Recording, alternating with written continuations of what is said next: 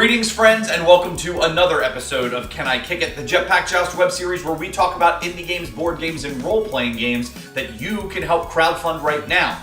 We have a relatively small selection this week, but most of these games are incredibly polished and incredibly high quality, so we can't wait to show them to you. Why wait? Let's get started. What if the emptiness of space was filled with dirt and rock and minerals? And what if the planets were actually massive caves inhabited by all manner of strange creatures? We Are The Dwarves imagines just this scenario, giving the player control over a crew of dwarven astronauts who are set about to dig through the crevices of this massive, rocky universe. Hopping into a massive Earthcraft, our heroes travel the cosmos, searching for crystal stars that disrupt the environment they land in. The game is a tactical RPG with an isometric view, allowing players to pause combat, set up a queue of attacks, press play, and then see their attacks unfold.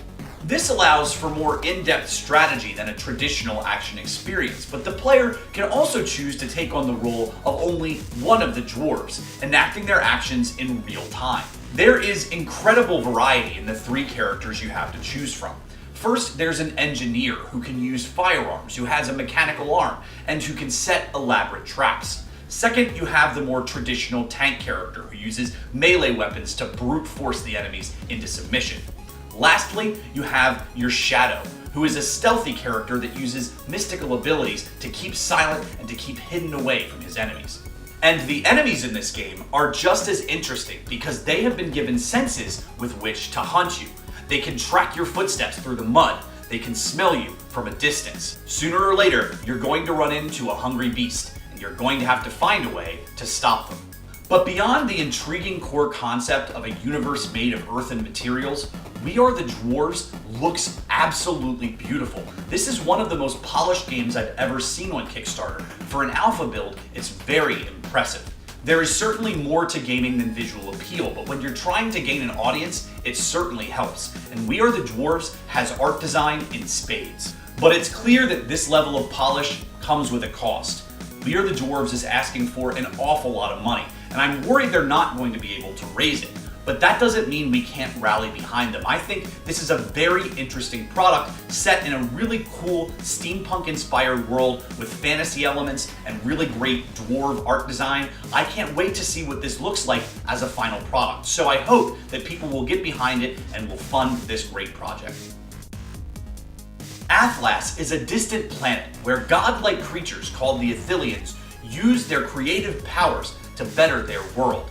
But before they can do that, they are outcasted into the universe to search for the best ways to learn how to use these abilities. The board game Athlas takes place during this exile, and two players compete against each other to discover a hidden portal that will allow them to return home. But only the strong will survive. Manipulating masses and energies, cast out Athelians can build massive armies to destroy their opponent. With more than 70 upgrade cards on hand, players can create thousands of different combinations of units, and it's this customization where Athlas really shines.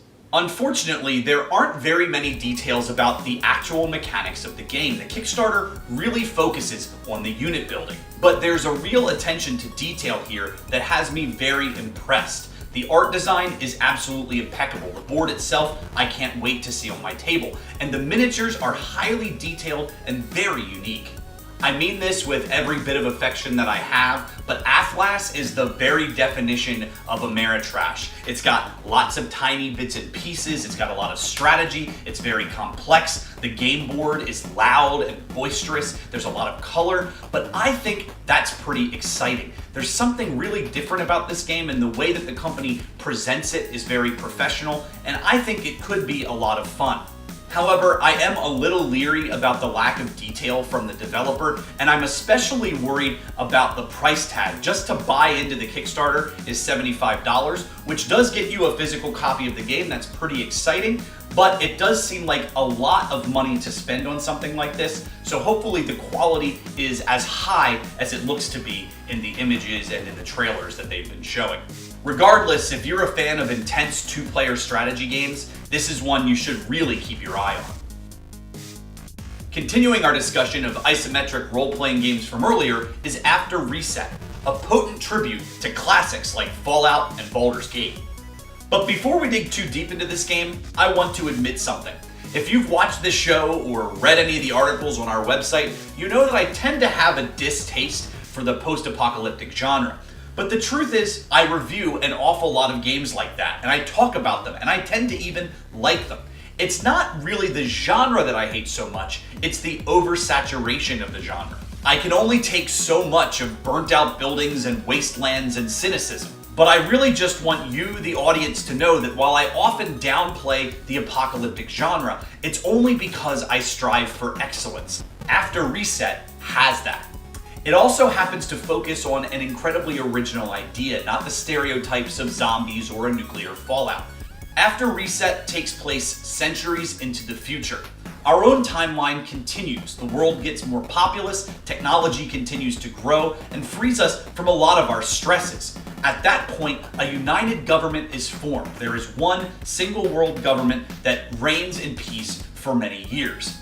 But eventually, a shadow begins to grow, and alien artifacts start sprouting up all around the world. One day, they all go off at the same time, creating an explosion that kills most of the world's population. But millions of people survive underground in bunkers that eventually begin to connect, creating a massive subterranean civilization. The United Government maintains most of the great technology that allowed the world to flourish in the previous centuries, but eventually they decide to rise to the surface.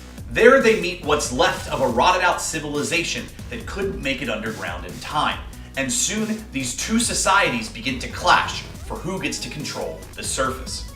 After Reset looks and feels like an old school Fallout experience. It's got great art design, a terrific story, and it's got role-playing mechanics that were really built for hardcore fans of the genre. The game also offers a variety of moral choices that will mold and shape the world around you, leading to multiple endings and thus multiple playthroughs. As such, this is an incredibly ambitious project for Black Isle Studios to tackle. But I think after reviewing some of the screenshots, after watching the trailer, after seeing all of the ideas that they've compiled into this game, that they can definitely pull it off. If you've been looking for something new in your post-apocalyptic media, or if you're just a fan of great old BioWare games, I think this is one that you're really going to want to take a look at and maybe even devote some of your money to. We talk a lot about complex and complicated tabletop experiences here on Can I Kick It, but we're actually huge fans of simpler party fare. What's great about party games is that they allow for the maximum amount of possible players. You don't just have to be playing with hardcore hobbyists. The people who are in your regular gaming group who are veterans to the scene might be interested too, but you can also invite friends and family who have less experience. I'm particularly a fan of games like Werewolf and the Resistance that have a sort of cooperative team-based element to them. Speakeasy is a new game to be added to this genre, and from what I've seen, it could be one of the best. The game takes place at the height of the Roaring Twenties during the Prohibition era. One team takes on the role of the mob, hoping to sell all of their alcoholic wares. The other team takes on the role of the FBI, hoping to infiltrate the mob and figure out just who's a member. At the beginning of Speakeasy, each player is given 2 cards. One has a password, and this is how you identify which other players are part of your team. You can go around and speak in polite conversation, and if someone drops the password, you know they're working with you. The other card tells you what your role is, and this gives you a special ability. So for example, a wiretapper might be able to have someone voluntarily hit their card and have to reveal their team to them. I really like the addition of this role mechanic because it will make every player feel special. They'll always feel like they have some way to contribute to the endgame. Players collect points as they make discoveries throughout the game, and eventually whichever team has the most points wins. Speakeasy has a lot of twists to the gameplay that help it to stand out in a pretty crowded genre that's very popular right now, and I'm really excited to see where this goes. I like that it's not quite as structured as something like Resistance. It's basically a series of conversations, and you just kind of go around the room in a normal party atmosphere, talking to people, dropping your password, trying to figure out who is who. That's really cool, and I hope that they have an awful lot of success. What's more, this is one of the cheapest tabletop Kickstarters to come around in a long time. It's only going to cost you $17 to get your own copy of Speakeasy, and that's a pretty easy investment to make. It's not a whole lot of money that you're going to be sinking into this game, but I really think that this is going to bring a lot of your friends together, regardless of whether or not they're hardcore tabletop players. This is just a casual game you can bring out at a party and have an awful lot of fun with, so please check it out. Lastly, I have a personal recommendation that has absolutely nothing to do with gaming, but that's okay because there's more to the world than video games. My good friend Josh Connor has put together a podcast called Learn, which you can find a link to in the description bar down below. It's a podcast for teachers and about teachers. Every week he has a special guest and they discuss stories from their classrooms, they discuss the trials and tribulations of the job, they discuss the education system in general, but they do it in a very funny, witty, and entertaining way that I think just about anybody could get into. So if you're a teacher or you have a family member or a friend who's a teacher, or if you're just looking for some laughs, I'm definitely going to have to suggest Learn. Check out that podcast there, but also check out his Kickstarter page for season 2. He's only trying to raise like about $100 to try to get some better equipment and to be able to pay for the hosting and stuff like that. It's not too much of an investment, and I think these are really important topics to be discussed. Education is incredibly important in this country and in every country, and obviously to have it be done in such an entertaining package is really cool as well. If nothing else, Josh Connor helped to bring to life the famous Bill Murray sign-off from all of Jetpack Joust media, so for that reason alone, you should throw a few bucks his way. Well folks, that's it for this episode of Can I Kick It? You can find all of the projects we've discussed today down in the description bar down below. You can feel free to clickety-click on some of those links, get some more details, maybe watch some of the full Kickstarter videos, and maybe you'll find a project that you want to support. As always, you can find more from us at jetpackjoust.com, where we're posting lots of kick-ass articles, and you can also just subscribe to this YouTube channel so you're constantly getting an updated feed of all of the videos that we produce, all the reviews, all the Let's Plays, Can I Kick It, Hit the Table, and we're going to have some even more new and interesting content coming your way very soon. You can also find us on any number of social networking websites, from Facebook to Twitter. Just look up Jetpack Joust and you're bound to find us. Just don't look us up on Friendster or MySpace, because we're not there. But I'm sure you're tired of me being a shill. Until next time, a Bill, a Murray.